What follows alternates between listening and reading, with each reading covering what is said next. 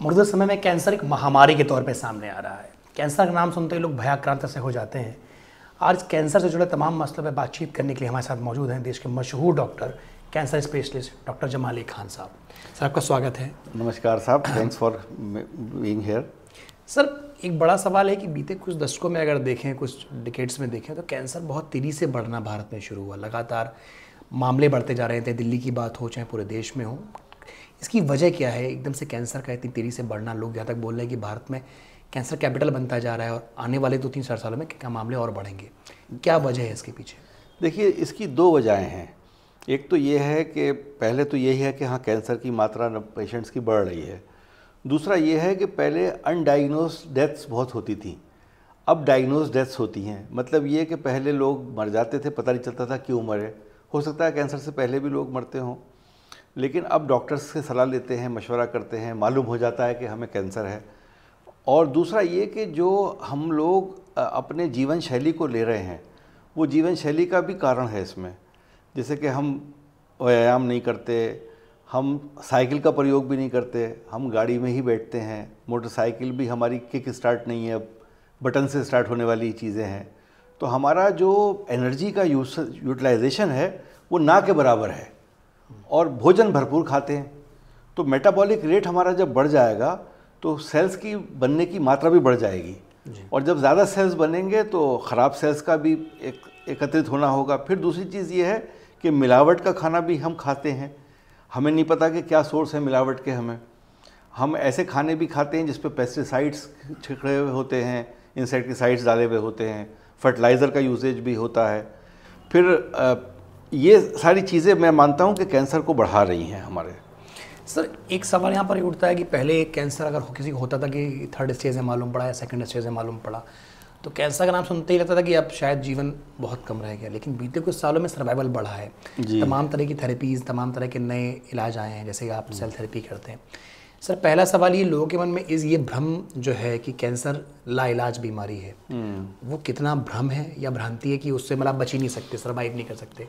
दूसरा सवाल इसी में है कि कौन से परंपरागत इलाज और कौन से जो ट्रेडिशनल जिनको हम जानते हैं, उनके अलावा कौन से गैर प्रचलित जो इलाज जैसे कि आप थेरेपी करते हैं, वो उनके बारे में कुछ बताएगा? देखिए, सवाल के आपके दो पहलू हैं। एक तो पहलू आपका ये है सवाल का कि कैंसर में लोग देरी क्यों करते हैं, और इसलिए देरी करते हैं कि उनके परिवार का कोई सदस्य उन्होंने खो दिया था 10 साल पहले, 20 साल पहले, और उनको लगा कि पैसा भी बर्बाद हो जाता है, सारा ख़त्म हो जाता है, महंगा इलाज है और फिर बचता भी नहीं है बंदा। तो वो कहते हैं जैसे कि अगर हमने कैंप लगाया और हमने कैंप लगा के देखा कि हम ब्रेस्ट कैंसर डिटेक्ट करेंगे, तो जिस औरत को छाती का कोई रोग होगा वो आके दिखाती ही नहीं है। एक तो संकोच है उसको कि कैंसर निकल नहीं आए, वो कहती है जितना छुपा रहे उतना अच्छा है। ये गाँवों में नहीं है सीमित, ये शहरों में भी है, ये अच्छे परिवारों में, पढ़े लिखे परिवारों में भी है। तो अब जो इलाज आए हैं वो स्टेजिंग के हिसाब से बहुत अच्छे हो गए हैं। मैं ये ज़रूर मानूंगा कि अभी भी हम कैंसर में पूरी तरह से विजय प्राप्त नहीं कर पाए हैं। इलाज होने के बाद भी हमें ऐसा नहीं हो लगता है कि हम ठीक कर लेंगे मरीज़ को, हमने अर्ली स्टेज पे पकड़ लिया कैंसर। सारे इलाज किए, सारे किताबी इलाज किए और फिर भी मरीज़ को नहीं बचा पाए, स्टेजिंग उसकी बढ़ती चली गई। तो अभी भी कैंसर में रहस्य छुपे हुए हैं जिनको हमें उजागर करना है, निकालना है। और दूसरा सवाल आपका ये था कि पद्धतियाँ कौन सी आई हैं जिनसे के फ़ायदे हो रहे हैं। बिल्कुल। तो हमें पता है कि सर्जरी, कीमो, रेडिएशन तो पिछले 40-50 साल से चल रहा था जी। इम्यूनोथेरेपी नई चीज़ आई है मार्केट में, जो कैंसर में 2 प्रकार की होती है। इम्यून थेरेपी मतलब इम्यून सिस्टम को काम में लाना, कैंसर के अगेंस्ट अपनी सहन शक्ति को काम में लाना। तो ऐसे मॉलिक्यूल्स आ गए हैं मार्केट में कि जो कैंसर के सेल पे चिपका के सिर्फ कैंसर के सेल को मार देंगे, नॉर्मल सेल्स को नहीं छेड़ेंगे। इनको हम कहते हैं पैसिव इम्यूनोथेरेपीज़। इनकी दुविधा यह है कि ये सारे कैंसर्स में सक्सेसफुल नहीं होते हैं। उन कैंसर्स में सक्सेसफुल होते हैं जिसमें कि लॉक एंड की मैकेनिज्म मालूम हो गया कि हमारे पास चाबी है ये वाली और ये ताला है, इस चाबी से ये ताला खुल जाएगा। तो सारे कैंसर्स में वो ताला चाबी काम नहीं करेगा, वो पैथोलॉजी की रिपोर्ट के आधार पर काम करता है कि हमने पैथोलॉजी की जांच कराई, हमने अपनी कैंसर की जो बायोप्सी थी उसकी जांच कराई और पता चला कि हाँ इसकी ये चाबी मिल रही है मार्केट में, तो वो दवाई काम कर जाती है।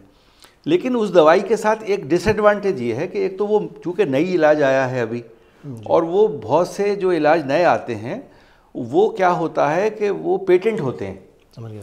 और पेटेंट हमेशा महंगे होते हैं, तो महंगे इलाज को हमें ख़रीदने में महंगा होता है। दूसरा ये उसका कोई अंत नहीं है, वो इलाज जब तक शरीर में लाइफ जब तक चलती रहेगी आपको वो देते रहना है नियमित रूप से। उसका कोई ये नहीं है कि साहब मैंने 30 महीने दवा ले ली तो मैं 31वें महीने कहूँगा कि अब नहीं लेना है, मुझे 31वें महीने भी लेना है। उसकी क्रिया ये है कि उसमें लिखा है कि जब बीमारी वापस लौट कर आने लगे तब दवा बंद कर दो जी। अब होता क्या है इसमें पैसिव इम्यूनोथेरेपी में, इसमें लाइफ एक्सपेक्टेंसीज बढ़ गई हैं। ऐसे देखा गया है कि लंग कैंसर जो यूजुअली साल भर में मार देता था, आज लोग 5 साल से जीवित हैं, लेकिन उनको दवा लेती रहना पड़ती है। तो इसमें अभाव क्या है, गरीब आदमी नहीं पहुंच सकता वहाँ तक। हमारे भारत में 80% लोग तो औसत दर्जे के हैं, वो पैसिव इम्यूनोथेरेपीज़ को अफोर्ड ही नहीं कर सकते, एक तो महंगी बहुत है। दूसरा क्या है कि जो हम लोग सेल थेरेपी करते हैं उसका आधार ये है कि एक्टिव इम्यूनोथेरेपी है, हमने शरीर में वाइट ब्लड सेल्स को इस काबिल कर दिया कि वो कैंसर से लड़ना सीख जाएं, और ये नियमित रूप से रोकी जा सकती है।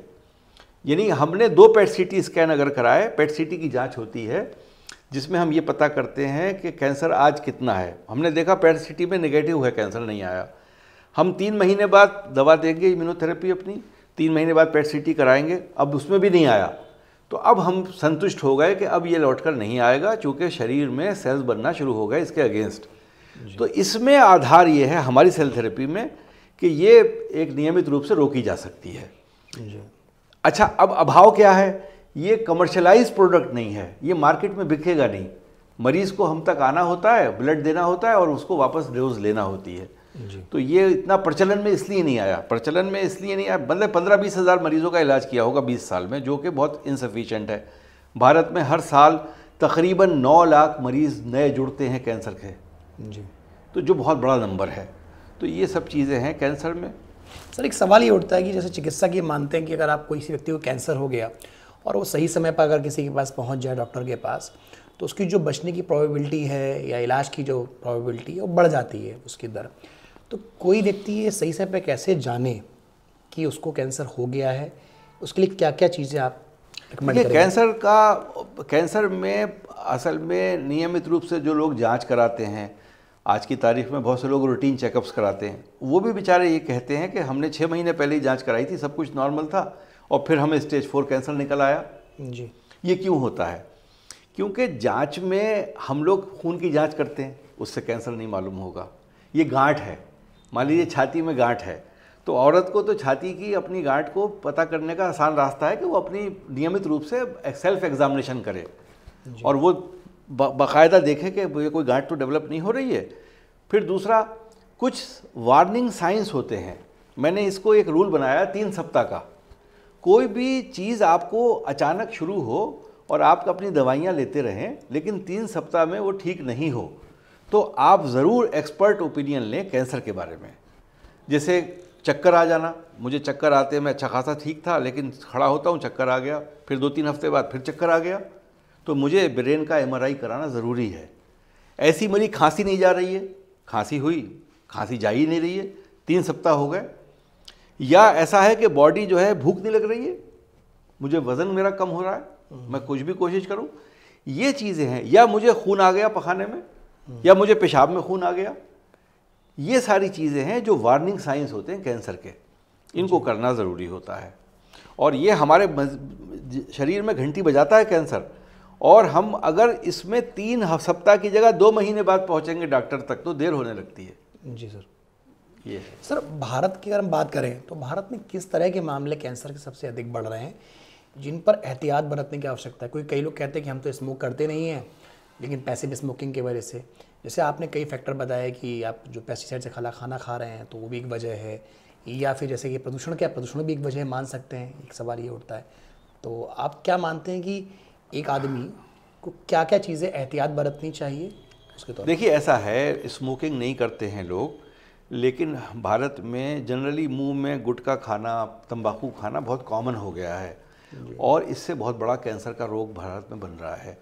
खाली मुंह का कैंसर नहीं करता है गुटखा या तंबाकू, ये हमारे तकरीबन समझिए 7 तरह के कैंसर गुटखा करता है। लीवर का कैंसर करता है, यूरिनरी ब्लैडर का, पेशाब की थैली का कैंसर करता है, स्टमक का कैंसर करता है, इसोफेगस का कैंसर करता है, फूड पाइप का। तो कभी मुंह का कैंसर नहीं करेगा, ये सब काम कर देगा। और दूसरा जो आप फरमा रहे थे, पैसिव जो स्मोकिंग है वो भी एक कारण है, और पोल्यूशन भी शायद कारण है। हमारे भारत में ओरल कैविटी कैंसर सबसे ज़्यादा होता है, मुंह का कैंसर, और ये बड़ा भयानक रूप। आपने तो देखा होगा पिक्चर हॉल में भी आजकल वो चलाते हैं कि साहब ये लेडी थी, इसने 2 चूड़ी बेच दी तब भी नहीं बची। तो ऐसे भी आपने सही कहा, लेकिन मात्रा ज़्यादातर ओरल कैविटी कैंसर्स की उन्हीं की होती है जो तंबाकू का सेवन करते हैं। उनमें 90% में कैंसर होता है, 90 से ज़्यादा। 1-2 पेशेंट ऐसे आते हैं 100 में जो कहते हैं ना मैंने पान खाया, ना तंबाकू खाता हूँ, ना सिगरेट पीता हूँ, फिर भी मुझे कैंसर हो गया। लंग का कैंसर मैं भूल रहा हूँ, लंग का कैंसर भी तंबाकू से होता है, खाने की तंबाकू से भी होता है, और तंबाकू सिगरेट वाली से भी होता है। सर एक बात होती है urban phenomena, rural phenomena. Urban phenomena में लोग भी समझ जाते हैं कि कैंसर हमको हो गया है, इसके बारे में जागरूकता भी है, अवेयरनेस भी है। लेकिन जब गांवों की हम बात करें तो जैसे आपने पहले जिक्र भी किया कि महिलाएं जल्दी आती नहीं, क्योंकि खर्चा बहुत खर्चीला माध्यम भी है। अगर हम परंपरागत भी देखें जैसे इम्यून थेरेपी, ये बात भी आपने करी। तो गांवों में किस तरह की अवेयरनेस की आवश्यकता आप देखते हैं कि गांवों में लोगों को क्या करना चाहिए? क्योंकि इलाज सरकारी अस्पतालों में शायद उतने कभी अस्पतालों की उपलब्धता भी नहीं पाती, या लोग शहरों तक पहुँच नहीं पाते और वो इलाज में बहुत देरी कर देते हैं। इस फिनोमेना को आपने क्या महसूस किया, कैसे देखते हैं? देखिए, इसमें सबसे आसान नुस्खा है, जैसे आज आपका माध्यम डेवलप हुआ है। पहले टीवी में एंटीना लगा के देखते थे, टीवी चलाते थे, एक 200 फुट पे जाके लगता था जी। अब आपके मोबाइल में आप मोबाइल देखते रहते हैं। तो टेलीमेडिसिन का वक्त है अब। टेलीमेडिसिन जो है भारत में बहुत इंपॉर्टेंट रोल प्ले कर सकती है, गाँवों से शहरों को जोड़ के, और कुछ ना कुछ हो भी रहा है, लेकिन अभी भी बहुत कम पैमाने पे है। इसको हमें बढ़ाना चाहिए। इसमें प्राइवेट प्लेयर्स को भी भाग लेना चाहिए और गवर्नमेंट के एजेंसीज़ को भी भाग लेना चाहिए कि टेलीमेडिसिन से हम जुड़े गांव के मरीज से शहर तक। हम लोग अपने यहाँ कर रहे हैं ये काम।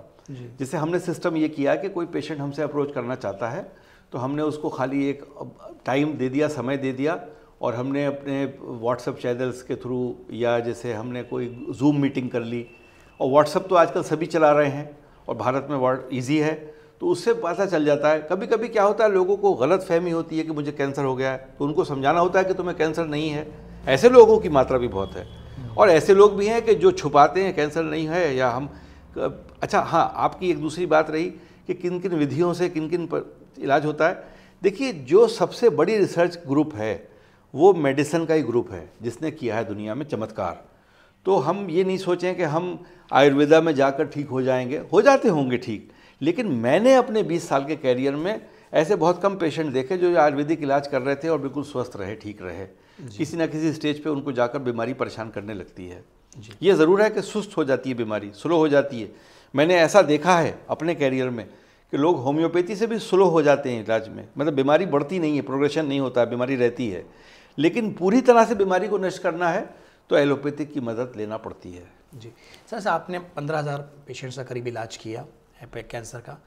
आपने उनके इलाज के दौरान उनकी साइकोलॉजी भी टूट जाती है उस दौरान। कैंसर का नाम सुनते ही आदमी बिल्कुल डर में पहुंच जाता है। साइकोलॉजी के लिहाज से देखें, आपको क्या लगता है कि क्या एक पेशेंट जो है वो कुछ गलतियां कर जाता है? जैसे आपने मुझे भी एग्जांपल लिया कि पेशेंट ने आपसे दवा ली पर 6 महीने से दवा बंद कर दी जब उसका कैंसर ठीक हो गया। तो पेशेंट क्या गलतियां कर जाते हैं जिससे उनके कैंसर के इलाज में कई बाधाएं खड़ी हो जाती हैं, और क्या उनकी गलतियां होती हैं जिसकी वजह से उनका रोग बढ़ जाता है, और क्या उनको साइकोलॉजिकल कैसे अपने आप को स्ट्रांग रखने की आवश्यकता है इस रोग में? देखिए, सबसे बड़ी बात क्या है, मैं एक बड़ा अजीब उदाहरण देता हूँ। कैंसर जो है ये ऐसी बीमारी है जो कमज़ोर दिल वाले पे ज़्यादा असर करती है, और अगर कोई बदमाश टाइप का इंसान है तो उसको कैंसर भी नहीं पछाड़ता है। तो हमें अपने अंदर एक ऐसे वो उजागर करना चाहिए क्रिया कि जैसे बड़ा भद्दा, बड़ा भोंडा एग्जाम्पल है, लेकिन मैं देना यूँ चाहूँगा कि हमें वो स्पिरिट कैंसर के मरीज़ को लेके आना चाहिए कि जैसे हम दोनों में किसी में झगड़ा हो गया, आपने मेरे चाकू मार दिया गुस्से में आके और मेरी आंतें बाहर आ गई, अब मुझे आपसे बदला लेना है, तो मैंने अपनी आंतें अंदर करी हाथ से और मैं डॉक्टर के पास गया, सीधे मैं इसको ठीक होकर वापस बदला लूँगा। ये बड़ा भोंडा एग्जाम्पल है, लेकिन मैं बता रहा हूँ कि ये स्पिरिट अगर आप रखेंगे कैंसर में कि मुझे ठीक होना है, मैं इसको पछाड़ दूंगा। चूँकि हमारा पहला काम क्या है कि हमारा इसका साइंस है इसके पीछे, जो मैं आपसे बात कर रहा हूँ इसके पीछे साइंस की बात कर रहा हूँ। मैं हर कोई भी चीज़ ऐसी उदाहरण नहीं देता कि जो अंधकार वाला हो। आपने देखा होगा जो बच्चे मेडिकल इंजीनियरिंग का कंपटीशन देते हैं, ख़ासतौर से मेडिकल वाले, उनको बहुत मुश्किल होता है कि वो पास कर जाएं। पीएमटी की बात करिए, पुराने ज़माने में सीपीएमटी वाला यूपी का दौर, और वो बुखार में पड़ा होगा और रिजल्ट आएगा और मालूम होगा कि पास हो गया, तो उसका बुखार गायब हो जाएगा, वो बल्लियों उछलने लगेगा। हिंदी में मुहावरा है ना, बल्लियों उछलना शुरू कर दिया। इसके विपरीत कोई बंदा फेल हो गया और एकदम हेल्दी था, खा पी रहा था, खुश था, उसे बुखार आ जाएगा। तो मन के अंदर हमें ये शक्ति का होना, ये इम्यून सिस्टम को डेवलप कर देता है। हमारा इम्यून सिस्टम जो है वो हमारे मस्तिष्क से कंट्रोल होता है। मन के हारे हार है मन के।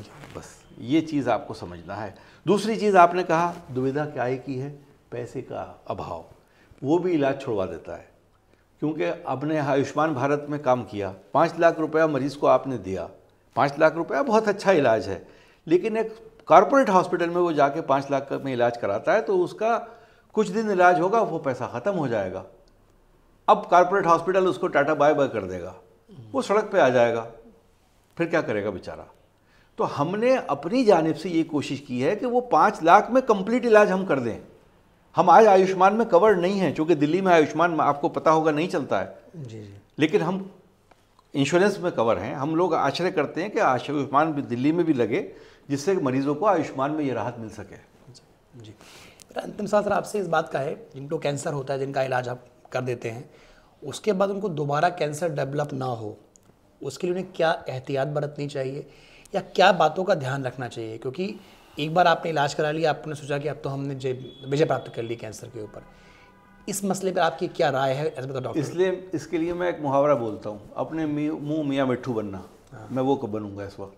हमारा जो इलाज है वो यही सिद्ध करता है कि अगर हमने डेंड्रेटिक सेल थेरेपी को ले लिया तो हमारा 99% चांसेस कैंसर दोबारा आने के ख़त्म हो जाएंगे। ये हमने सिद्ध कर दिया 20 साल में अपने। जी सर, जी सर, बस ये है डेंड्राइटिक सेल थेरेपी, जो शरीर का अपना भाग है, उस भाग को कंट्रोल करने के लिए, इम्यून सिस्टम को ठीक रखने के लिए हम करते हैं। वाइट ब्लड सेल्स निकालते हैं शरीर से, उन्हें इस काबिल बनाते हैं कि वो कैंसर से लड़ सकें, और वो वापस शरीर में देते हैं 3 महीने में 6 डोजेस। ये कैंसर में समझ लीजिए फुल स्टॉप लगाता है। कॉमा लगा दिया कीमो क्या उसके साथ दवा लेना भी मतलब जारी रखनी चाहिए? मतलब बिल्कुल बिल्कुल। अगर मैंने आपसे जैसे पहले अर्ज़ किया कि हमने कीमोथेरेपी, हमारे डॉक्टर ने कहा भाई तुम्हें कीमो चाहिए जी, कीमो हो गई, अब उसने उसको कांधा थपकाया कि भाई बहुत अच्छे, तुम बिल्कुल ठीक हो गए। वो समय है कि वो डेंड्राइटिक सेल थेरेपी का प्रयोग में लाए 3 महीने के लिए जी, और अपने इम्यून सिस्टम को स्वस्थ कर ले, जिससे वापस कैंसर नहीं लौटे। जी सर। सर बहुत बहुत धन्यवाद, आपने इतनी महत्वपूर्ण जानकारियाँ दी। आपका धन्यवाद बहुत बहुत, आपका आने का और समय देने का। नमस्कार जी।